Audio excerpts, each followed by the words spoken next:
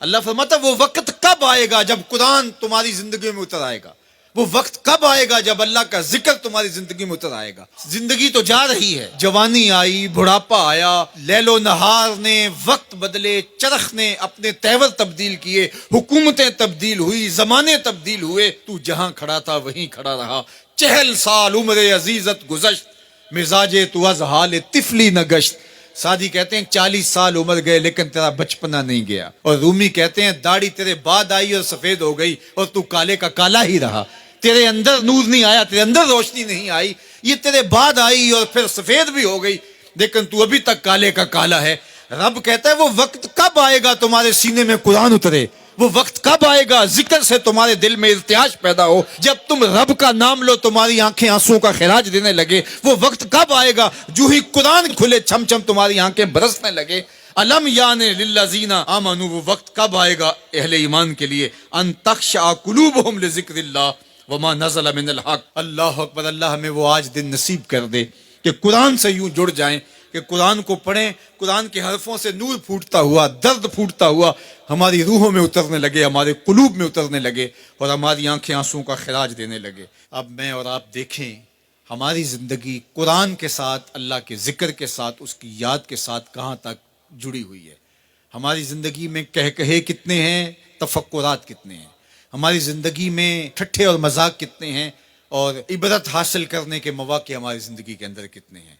پھر ارشاد فرمایا اعلموا، جان لو، انما الحیات الدنیا لعب و لہو و زینت و تفاخر بینکم، یہ دنیا ہے کیا جس کے پیچھے تم نے سب کچھ برباد کر دیا۔ سب سے قیمتی اثاثہ تو دل تھا، اس دل کو بھی دنیا کے لیے وار دیا۔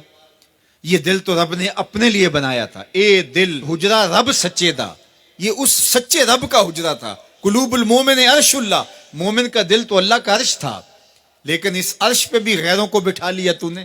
جو تخت اس کا تھا، جس تخت پہ اس کی تجلیات کا نزول جلال ہونا تھا، اس دل پہ درہم و دینار اور ڈالر اور پاؤنڈ اس دل کے اوپر بٹھا لیے، یہ دل کے اوپر بٹھا لیے۔ یہ دل تو حجرہ رب سچے کا تھا، تو نے اس دل کو بھی اجاڑ دیا۔ تو یہ دنیا جس کے لیے تو نے سب کچھ کیا ہے کیا؟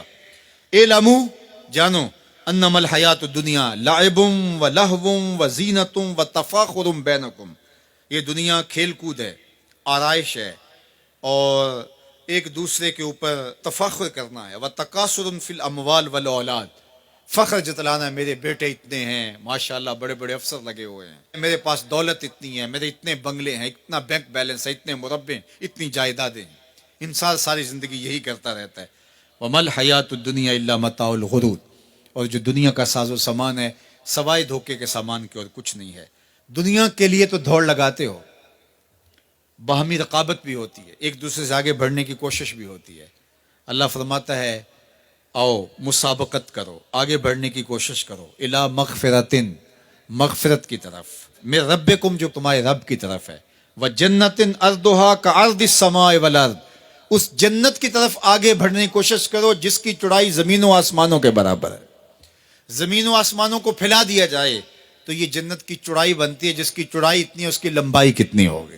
تو فرمایا اس دنیا کے لیے تو بھاگتے ہو جو ختم ہو جانے والی ہے، آؤ بھاگو اس جنت کی طرف جس کی چوڑائی زمین و آسمان کے برابر ہے۔